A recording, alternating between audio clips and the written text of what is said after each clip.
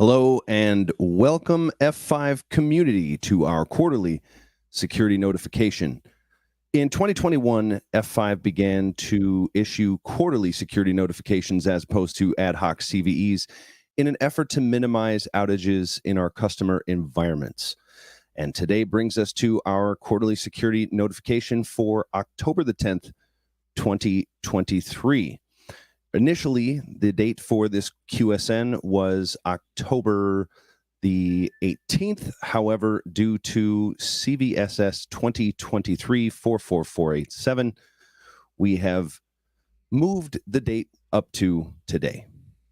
Joining me today, I have, as always, Aaron Brailsford with F5's Security Incident Response Team. How are you doing this morning, Aaron? I'm doing good. Thanks, Aubrey.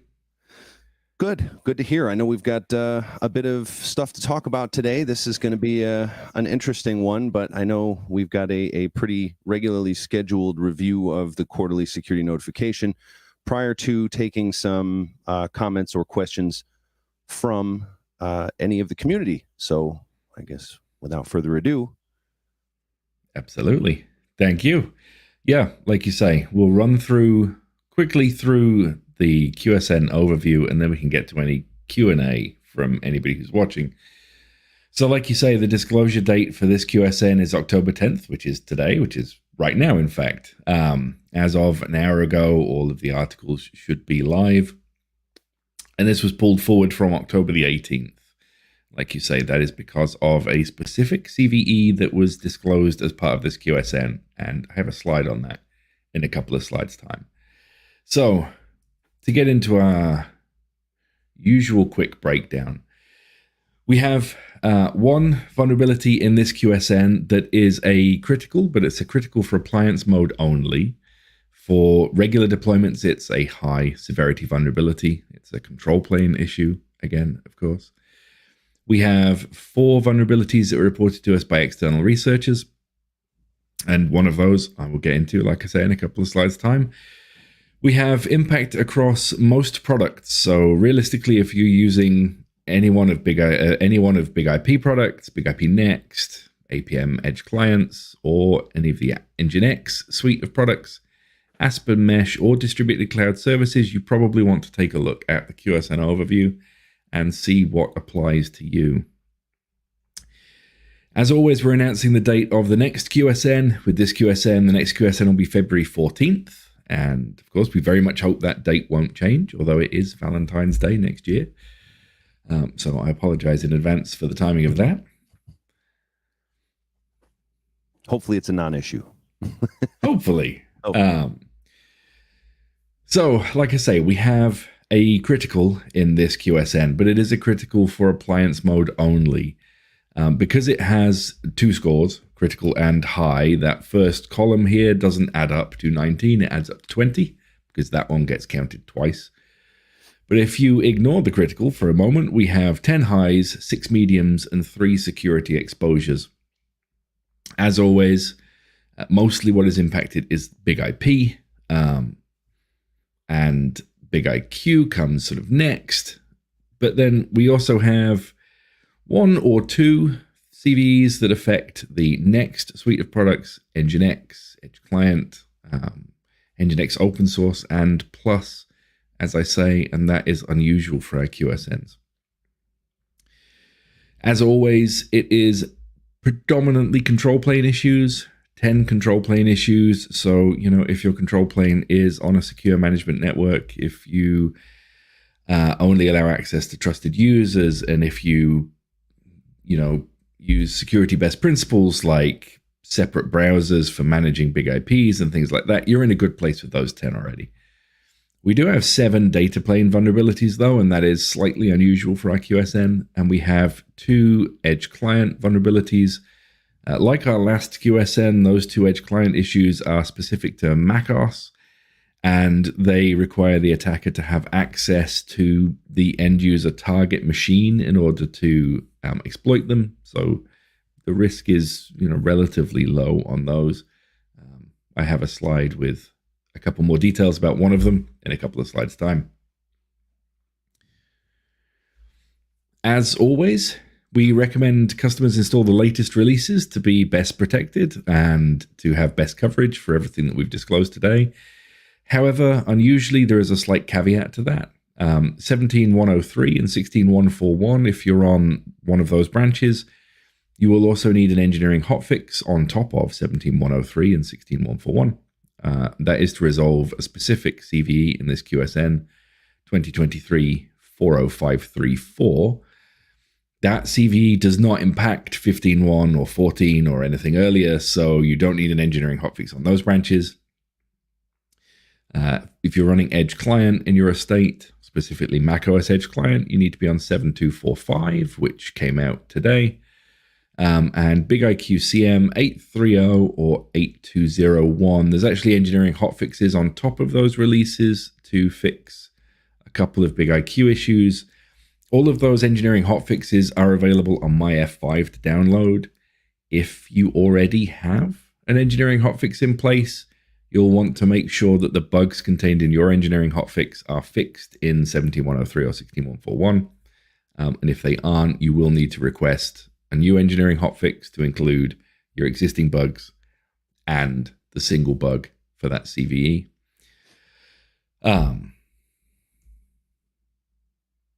Now, the issue spotlight, and the reason that we pulled our QSN forward to October 10th as part of basically coordinated disclosure with Cloudflare, Google, and a number of others. We disclosed the impact of CVE 2023-44487 on F5 products today. I will say that we felt it best to pull forward the QSN date rather than have an out-of-band security notification now, followed by a QSN on the 18th. This was felt to be less disruptive to our customers, though we realized that it is not optimal to have something pulled forward as a surprise. This CVE, I'll spend a couple of minutes talking about it, I think, because it bears digging into. Realistically, the attack that Cloudflare have described, Cloudflare, Google, and others have described, is a design flaw in the protocol of HTTP2. Maybe design flaw is too strong, but it's a fundamental issue for anything that handles HTTP2 traffic because of the way HTTP2 works and does multiplexing. Individual clients can send many requests potentially down multiple streams within a single connection. That's part of HTTP2's design. It's essentially HTTP1 pipelining on steroids. The issue as it's described here, though, is that an attacker, might be one client or it might be part of a botnet, will send a small number of TCP connections. Then inside those will send many, many, many streams. It will initialize many streams. It doesn't actually have to send requests. It just has to initialize the streams and then immediately send a reset stream message down those streams, forcing the server end to tear them all down. And then obviously the attacker can do that, repeatedly over and over and over again. This allows potentially an attacker to use a lot of resources for very little bandwidth, which is the ideal situation in a denial of service attack. Because of the way this attack is done, Cloudflare have called it the HTTP2 rapid reset attack. Now, to talk a little bit about how we feel, how F5 feels about this particular attack. We understood the possibility of this kind of problem when we designed the support for HTTP2 in BigIP products. And because of that, we actually set the default value for concurrent streams per connection to 10. You'll probably see if you read Cloudflare's disclosure and the RFC that a suggested default is actually 100. 100 gives an attacker quite a bit of possibility, obviously, to carry out this attack, right? They can send up to 100 stream initializations and then 100 resets simultaneously, all at once. For BigIP, they can only send 10 unless you've modified that value from its default. And we believe that the default value offers very good protection against this attack. There's actually some other reasons that BigIP is not particularly susceptible to the impact of this, such as the fact that we do delayed binding.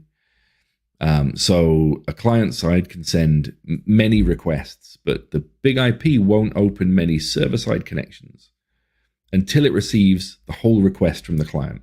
And in this attack, there is no request from the client. So we don't spin up server-side connections. We expend far fewer resources. The same is true in Big IP Next products. The default is 10, though you can't change the value in Big IP Next. We say here that you can reduce this setting if necessary on Big IP LTM, and to be honest, I think you'll find it's probably not necessary. If you do want to understand if you're perhaps being targeted by this kind of an attack, you can look at the profile statistics on the Big IP. We have statistics for how many of each kind of HTTP2 message we've received. So you would typically see a settings frame at the beginning of when a client wants to talk to a server. If you see, say, hundreds of settings frames, but hundreds of thousands or millions of reset stream frames, then it's possible that you're seeing this attack. You'd also need to look at the CPU load on the box and make some other determinations to see if you actually need to reduce this setting or if indeed you are simply being protected by the Big IP. For Nginx, there is a blog post already published actually at this time on f5.com covering Nginx, and I think it's linked to from nginx.com as well, that digs further into how this attack functions for Nginx and why the impact on Nginx is also pretty small, and why we feel that realistically this attack, at least with default settings set for things like concurrent streams per connection, this attack is no worse than any other kind of denial of service attack. That said, some changes will be pushed in Nginx that should bolster those protections. If you're using F5 Distributed Cloud, then they are already making the infrastructure changes necessary to protect against this attack, so there should be nothing for you to do. Obviously, it's a managed service.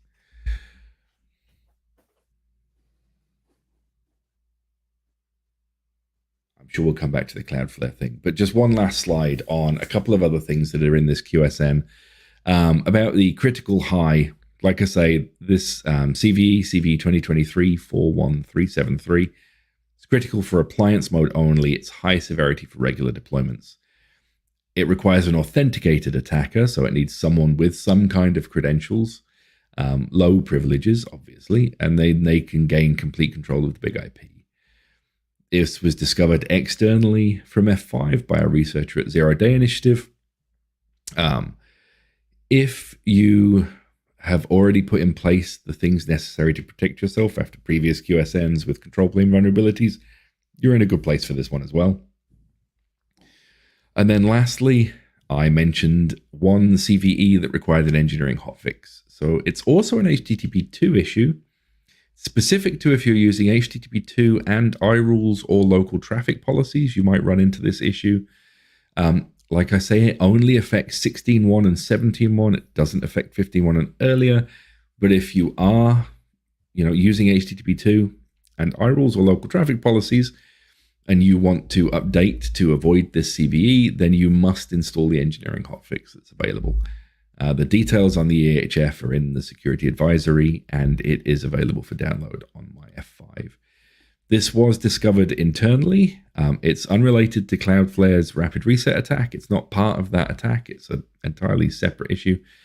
But it could cause you problems, and I would recommend getting the engineering hotfix if you use HTTP2.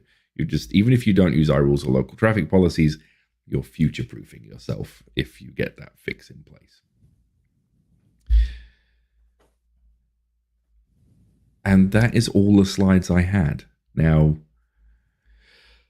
personally, I thought people might have questions about the Cloudflare, about rapid reset, because it is the huge news of the day, but it's also possible that everybody is busily scrambling to address that in their own environments. So yeah, see if anybody has any questions.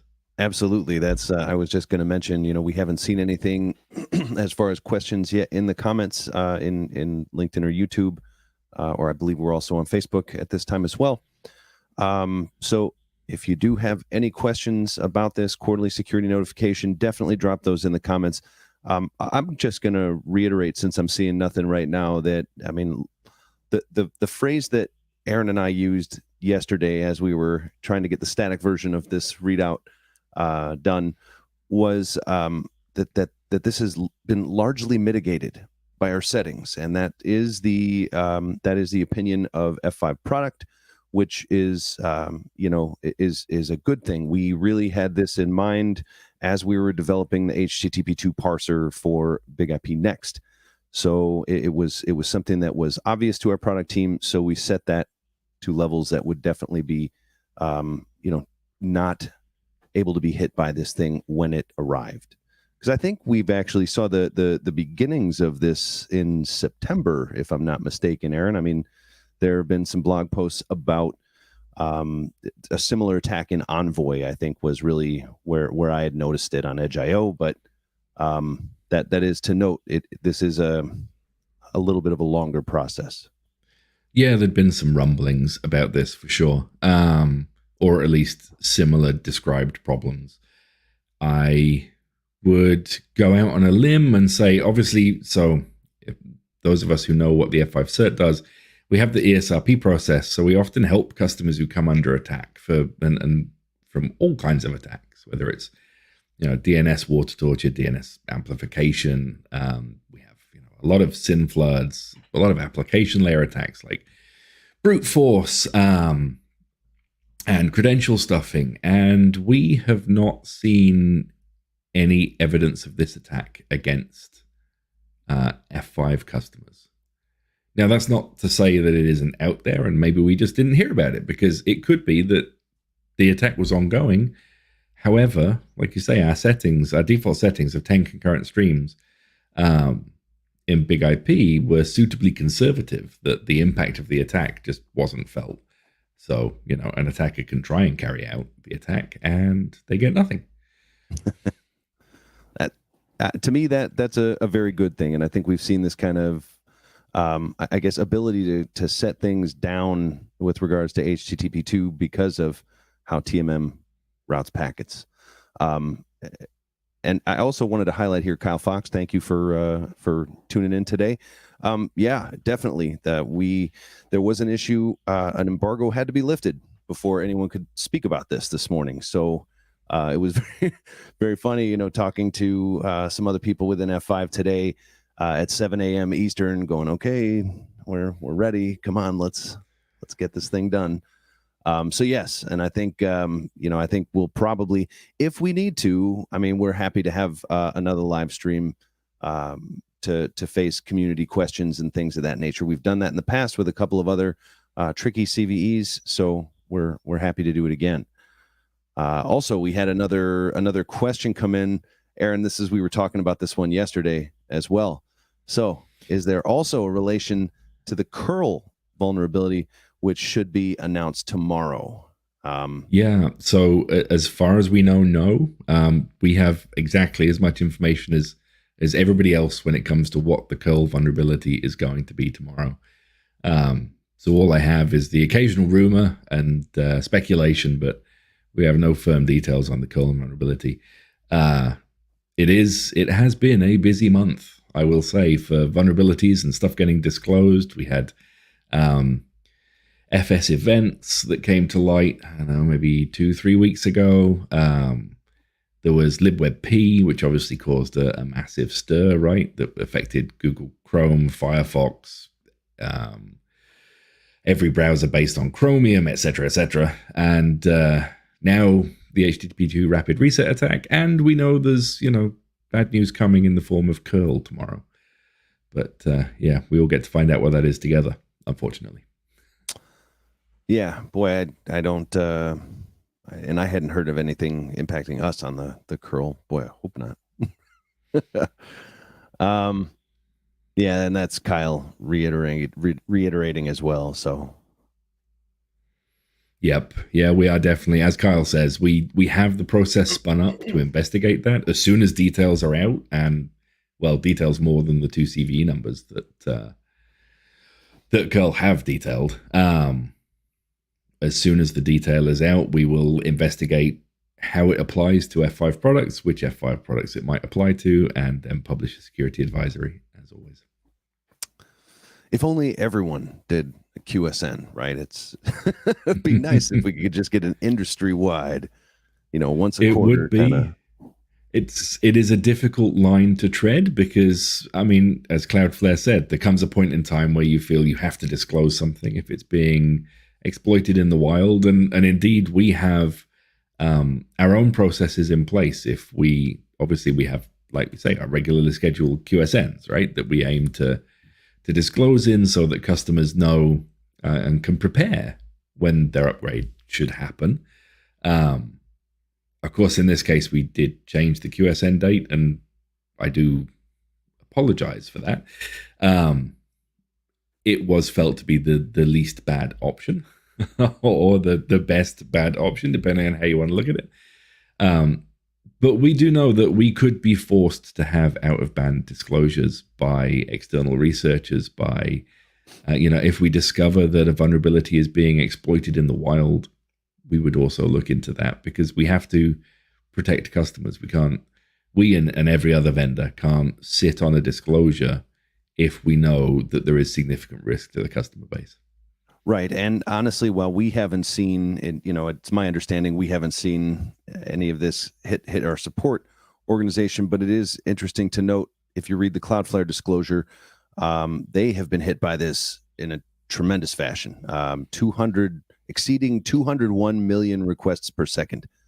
That's a whole lot of requests per second. So I think that, if they're seeing it to that level, it makes sense to disclose, because at that point, really anyone could be getting hit as well. So. Yep, absolutely. And, I don't blame them for disclosing. They needed to disclose. It's the responsible thing to do at this point. Unfortunately, it has been something of a fire drill for everybody in the firing line of that disclosure. I'll say it was an interesting call for me, for sure. Wait, we're doing what? When? But, it would appear to me like we're, things look pretty quiet on the comment front here. If you're not, if you haven't checked it out, by the way, our overview is available on my F5. The overview has been scrolling at the bottom of this screen for the entirety of the live stream. So if you need it, the knowledge article is 000137053. That should give you all of the details that you need to set anything that you might need to set in your environment, no matter what the product line is. So it may actually make good sense just to pull it up. So I am going to present that real quick and give anyone a last moment with questions here. So I'm going to share. Okay. So this is the K for the vulnerabilities in October, right? It will list out all of the CVSS scores and which products are affected. If you've not seen this before, we do this for every quarterly security notification, one knowledge article to tell you every piece of what may need to change in your environment. So obviously here, this is the big one for CVE 44487, with everything impacted. Any related content here might be good as well. So you should have, as I mentioned, all the abilities to change your environment and make things better if you're feeling impacted.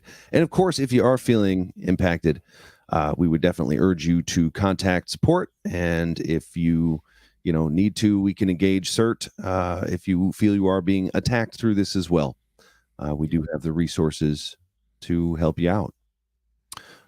I think that since we are seeing no more comments here, we may actually close down this live stream. But as I said, we are more than happy to continue and come back up for the community if any additional concerns may arise today or tomorrow when the curl vulnerability hits.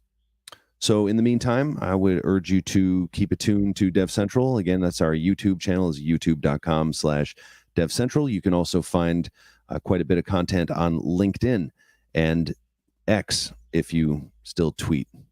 I guess that's a thing, because when you do go to x.com, it does forward you over to twitter.com. Don't tell Elon.